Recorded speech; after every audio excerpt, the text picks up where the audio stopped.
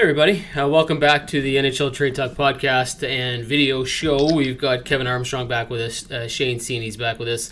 Kevin, how you doing? Hey, great. How you doing, Jim? What a day. Yeah, it was a little bit crazy. We didn't expect there to be a whole lot, but there was, and they're going to have a lot to talk about, which is great. Shane, how are you? I'm great. I'm great. Yeah, we were definitely lied to. They said it would be a slow day, and it turned out to be 48 hours of craziness. So good stuff. Yeah. I mean, it started Saturday, and then Sunday it was crazy yesterday, and we had some big deals with Taylor Hall and things like that. And late into the evening, I think for the Eastern Coast folks, it was after midnight when the Taylor Hall trade went through. And then today it didn't really stop. It just kind of kept going. So it was decent. It took a little while for it to get going in the morning, but once it did, it got going again. Kevin, I'll start with you. What's the trade that you are walking away from this weekend and going, yeah, wow, that was a shocker? The shocker to me it's Mantha to Washington. I didn't see that one coming at all. We were just talking before we went on air there that he's got a lot of term left, just had re-signed. I had kind of joked on a different podcast with the hockey writers that some of the Red Wing writers were throwing out ideas for Mantha that I thought sounded a little bit crazy. But here he is. Now he's a Washington Capital, and Steve Yzerman really got a nice haul from the Capitals in that deal. Yeah, Shane, what's your reaction to that one? I mean, at first it was Jacob Vrana and then Richard Panik for Mantha, and everyone's like, oh, okay. And then there's the first thrown in there and the second pick thrown in there, and it's really two trades in one because it's Washington moving out some cap space and then adding Mantha to make sure that that works. And then there's another level of this to the player sort of versus player. It's kind of a hockey trade. So it was a big haul for sure, but it was kind of needed from Washington's perspective to be able to do this with Mantha. What's your take on this one? Yeah, it was like they threw in Richard Panik almost just to balance out the books. So the Red Wings had to take that on for the next couple of years. I know he's only making about 1.6, but huge deal. Shout out to Kevin Weeks for breaking it. He's turned into quite the insider. And the more I looked at it, the more I was like, wow, Vrana for Mantha straight up would have been, something that teams would consider. But huge haul for Detroit. And once again, Steve Yzerman showing that, he's not to be messed with. I think the Red Wings have 7 picks in the first 3 rounds next year. So it's been some troubled times. They lost out on the lottery there last year, and I know he's working hard to turn that franchise around.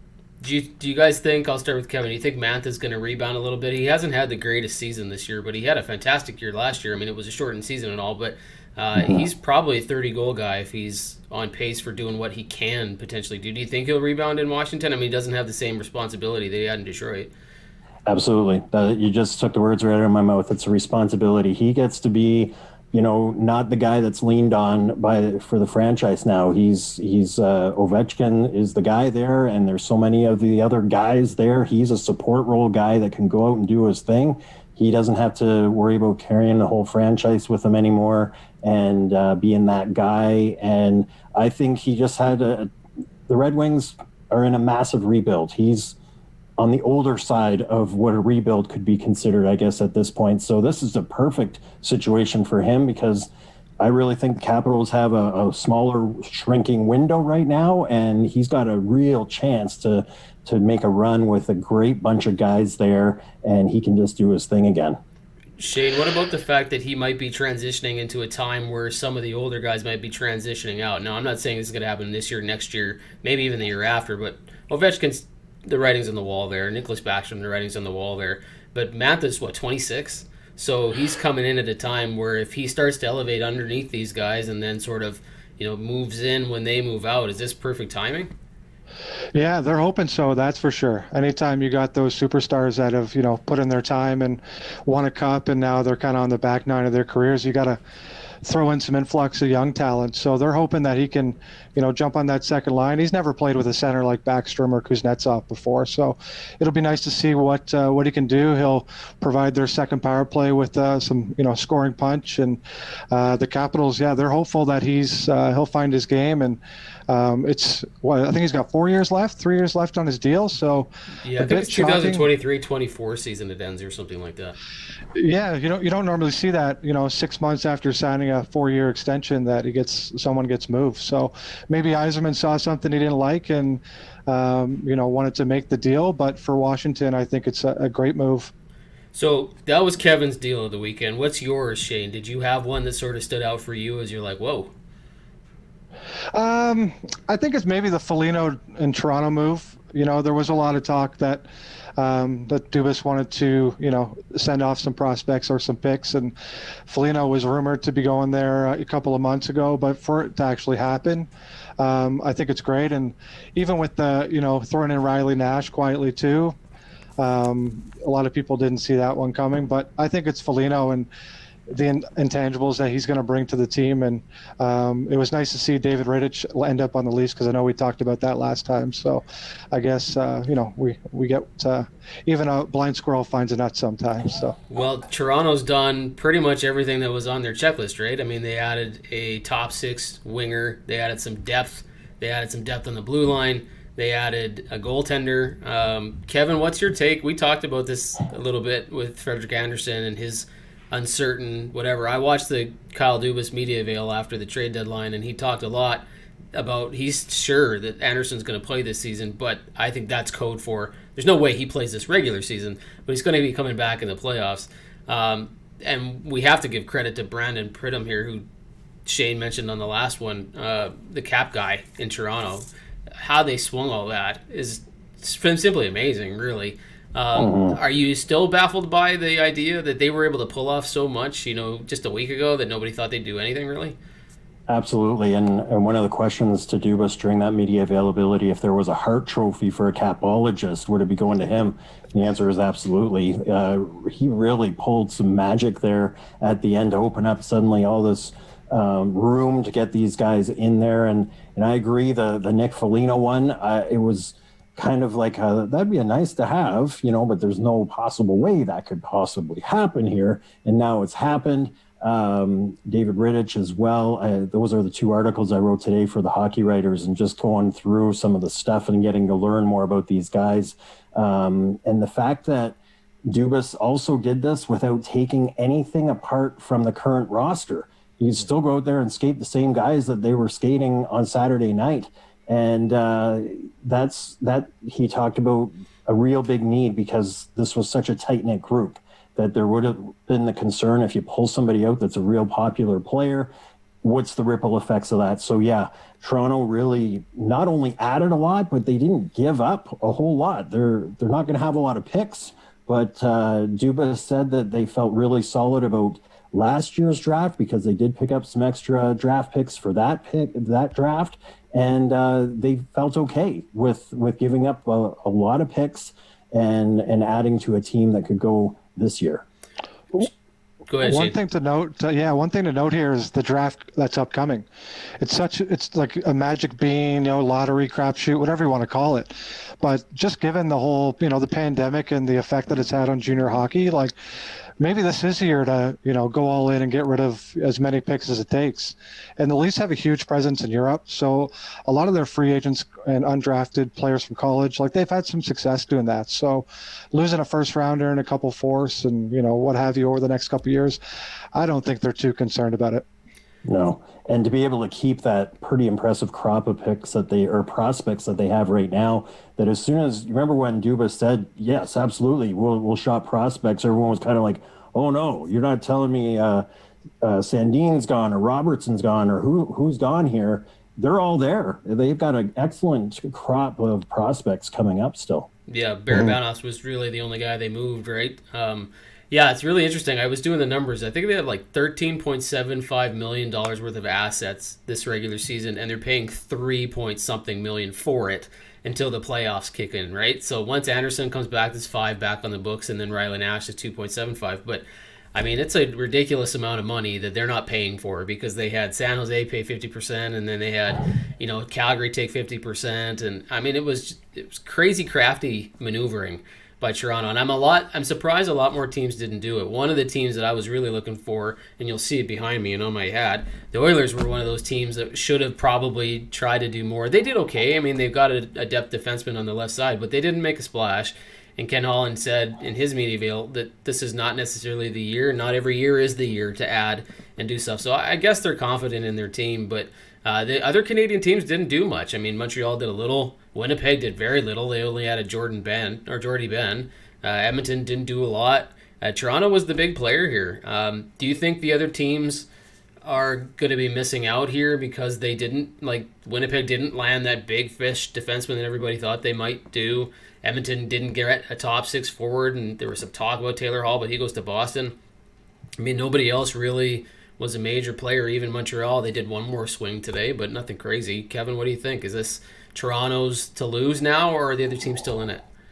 Well, I listened to the Ken Holland as well, and it kind of reminded me of last year when Duas had his after the trade deadline availability, and it was on the heels of the team being beat by the Zamboni driver and the team just not looking all that great. They had already made a trade a month or so earlier than that, or a few weeks earlier than that, and he just said, we're not at a position where we're making any deals right now.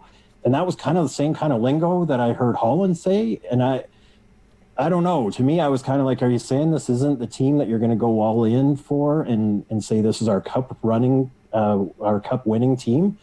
That's, I always try to read between the lines and figure out what the tea leaves are telling me on this. But I think that the Oilers should have been able to pull off some moves there and beef up on that blue line and, let their high octane offense go at it, and they just didn't. And I was, you had said on the weekend that you didn't think they were going to be that busy, but I don't know. I still think they missed an opportunity to go in and beef up this team. I'm guessing it was because they didn't have the draft picks to really play. They had one fourth rounder this year, right? And it could be that they think their team is good. Like when you've got McDavid and you've got Draisaitl, I mean, you don't know what those guys are going to do. Shane, the Oilers have added Dmitry Kulikov here for probably the second pair left defenseman to play with Adam Larson, is my guess, is what they're going to do here. But they didn't do anything else. Do you think that was a mistake? Yeah, I was surprised. I kind of felt bad for you, knowing how much you love the Oilers. So I was hoping they would get you, either that premium third line center or that top six winger that could, add with Nugent Hopkins and maybe provide some secondary scoring. But just switching gears to Montreal, they did a lot of legwork in the offseason leading up to this year. So I wasn't too surprised that they weren't, tremendously active. I didn't realize Eric Gustafsson had like 60 points a couple of years ago. Yeah. So I was a bit shocked he only went for a seventh rounder. But, those type of small moves from Bergeron, those can go a long way. But just getting back to the Oilers, yeah, with their goaltending Mike Smith's been great, but don't get me wrong, I was, is he the guy to lead them through the playoffs? I'm not too sure about that, but, and I don't know, you'd know more, but don't they have enough with prospects and, on as far as a right-handed shot defenseman that maybe they could have,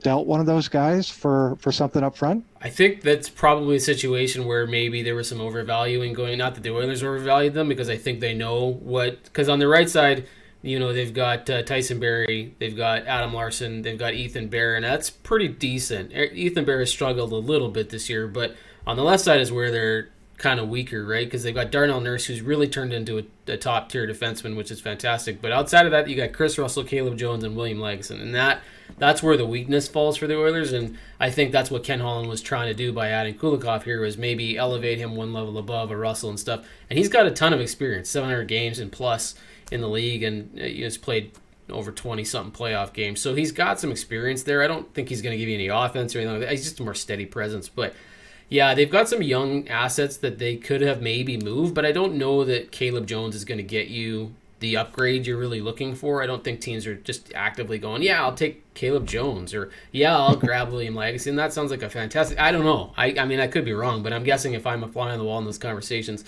they're probably not garnering too much for the Oilers in return, right? So that's probably what happened there. But yeah, I mean, I don't know what else to say about the Oilers. We'll see, right? They've got a decent team. They played pretty well. It just depends on if the Stars show up. That's what happened for them last year. They didn't show up against Chicago, and they got kind of run out of the building in an embarrassing way. I don't think they'll do that again this year, so we'll see. I did want to talk about the Taylor Hall deal, though, because that came down at midnight last night, 10 o'clock my time here, but I was not terribly surprised to see him go to Boston, but I was also surprised to see him go to Boston, right? And we're reading today that he had a lot to do with that. It sounded like a number of teams were in on him. that he sort of used his no move clause to make sure he went to Boston. And the return was not that wonderful. Kevin, he went for the same value as Sam Bennett went today. I think the best tweet I saw of the day, if somebody had told me in 2010 that Boston would get rid of Sagan for nothing and get Hall for nothing, I would have told them they were an idiot. But here we are, right? Yeah. They brought in Hall for nothing. I don't know what that says. And, that they couldn't even get a first round draft pick for him. I'm still going to hold to my guns that I think Hall is overhyped and underwhelming, and Boston has inherited a problem there. And I think the fact that there was only a second round pick, I was thinking somebody was playing chicken and they were trying to get the first round, who's going to blink first. But the fact that they pulled the deal at midnight, maybe they were thinking that somebody was going to pull the deal off the table. I don't know. It's always fascinating. I'd love to see what's going on behind the scenes at those moments. But Hull to Boston, okay. Yeah, for Hall to go to Boston, a lot of it's going to come down to the chemistry that he has with David Krejci and see if that's going to work there. And another thing to look for too is if he does sign an extension, what that number looks like, because Boston's done a really good job with the financials there and kept their stars at a decent price. So he's not going to be getting a huge contract extension from them as far as the AAV goes. So interesting landing spot. And I know he's Kevin's favorite player, but it could pan out for him there. So I think it's a good fit. I'm just wondering if Orr's going to bring his number 4 down for him. Huh? Yeah. Who knows? Something tells me Taylor Hall will be like, you know what? I'll be all right. Maybe we'll put a 1 in front of that or a 1 behind it or just add another 4. Or just flip it upside down and we'll just call it a new number. I don't know what they'll do. Yeah, it'll be really interesting. They were talking a lot this morning on the panel about just how the return wasn't there. Like the other teams just weren't interested. They were focusing on other players if they were going to give up a first to get them. And Ken Holland said when he cut it off really quickly when they're like, were you ever in the conversation about like a trade and sign? He's like, nope. Like there was just no interest, I don't think. And so while there were other teams that maybe wanted to grab Hall, I think he was like, look, it's Boston or it's nothing and whatever. I don't know that to be the case for sure, but that sure seems what it sounded like. So that was a very interesting situation. I'm very curious to see what his offseason looks like. If he has a good run here before the playoffs and then into the playoffs, who knows? Maybe people will be like, oh, he's back. And if he doesn't, man, he could be one of those guys that signs in the summer and everyone's like, geez, his value has dropped. Because you got the 1 year for $8 million and then came off a $6 million deal. Like, who knows what he'll get? Mm-hmm. I think the thing about that too is because there was so much talk last week about Hull's the big fish and this and that, and it's one of those things where you just wish there were reality shows on following all of these teams, because I really wonder how much of that was nicely pushed by somebody with Buffalo to try to keep that price high. Because even Saturday afternoon, it was like, it's believed there's 3 teams in the running. And, and I don't think there was, but it's all the semantics going on behind the scenes to try to keep a value up or make a trade happen. And I just don't think there was a demand for Hall at all. Yeah, it makes you wonder if Darren Dreger was working for TSN or if he's working for Taylor Hall, right? So it's curious too, because they had talked about him being open to talking extension before the trade completion. So the fact that no extension got announced with the deal is something to consider. Yeah, okay, the last one I want to touch on here real quick before we close things off is Sam Bennett. Here's a guy that got moved right after everybody said he probably wasn't gonna. I don't know if he publicly or officially rescinded his trade request or if he ever really made one, but there was a lot of talk that Bennett was happy under Daryl Sutter, and Daryl Sutter wanted to keep him, and then Treliving traded him today. And we saw the return, right, as a decent return. So was this a situation, Kevin, where you think it was just too good for Calgary to pass up? It's a decent haul. Florida needed a player like that. Is that what happened there? Yep, and he's a restricted free agent, so now that's up to Florida to come up with a deal with them. And Calgary, we talked about what they might be doing they've got a few things to figure out this offseason. So that takes one of the factors off the table. And like you said, they got a good return. We'll never know exactly what the whole Bennett situation was other than a change of scenery. But when he didn't move right away after that weird kind of, I don't know what it was, but maybe another guy working for a team, as we talked about, but the change of scenery line that went out and no one jumped on it, and there was no smoke around that at all.